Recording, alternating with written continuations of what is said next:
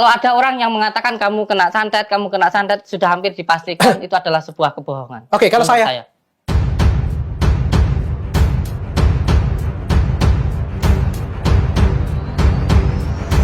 Bukan keturunan Kiai, Gus Samsudin buka-bukaan soal sebutan Gus di Jawa.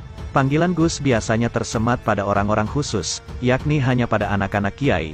Namun, akhir-akhir ini, banyak tokoh yang menggunakan julukan Gus agar lebih menjual. Bagaimana dengan Gus Samsudin? Panggilan Gus dan Ning sangat populer di kalangan pesantren. Panggilan Gus dan Ning merupakan sebutan bagi anak keturunan Kiai. Sebutan Gus untuk putra Kiai dan Ning julukan putri sang Kiai. Seorang Gus dapat diangkat menjadi Kiai. Itu sebabnya, Gus juga disebut sebagai Kiai muda. Pada tingkatan itu, seorang Gus bisa menerimanya, tapi bisa juga tidak. Terkait ini, Gus Samsudin buka-bukaan arti julukan Gus yang tersemat padanya. Menurutnya, julukan ini bukan karena dirinya anak Kiai. Gus Samsudin mengaku dirinya bukan keturunan Kiai. Namun, sebutan Gus yang melekat pada dirinya merupakan sebutan dari orang Jawa. Dalam bahasa Jawa, Gus merupakan anak laki-laki atau cah bagus alias anak baik. Nama Gus sendiri kalau di dalam orang Jawa, Gus itu anak laki-laki, cah bagus, kata Gus Samsudin. Sementara itu, Gus Samsudin mengaku tak memaksa orang-orang memanggil namanya dengan sebutan Gus. Menurutnya, masyarakat bebas memanggil namanya dengan sebutan lain atau hanya memanggil namanya. Kalau memanggil saya ya silakan mau dipanggil apapun. Itu orang yang memanggil saya, bukan saya. Di sisi lain, pengacara Gus Samsudin sebut pesulap merah dalam posisi bahaya.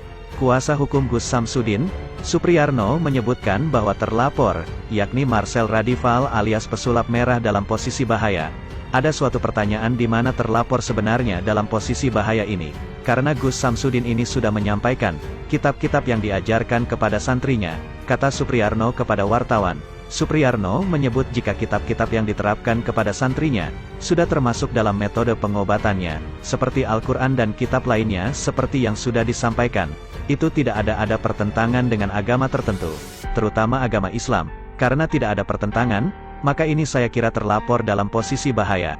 Karena sudah ada semacam bentuk coba untuk pembuktian-pembuktian soal seperti itu, dan yang dipraktekkan ada di Al-Quran dan kitab-kitab yang lain, jelasnya. Lantas, apa maksud bahaya yang disebutkan kuasa hukum Gus Samsudin? Kan masa doa-doa begini harus dibuktikan.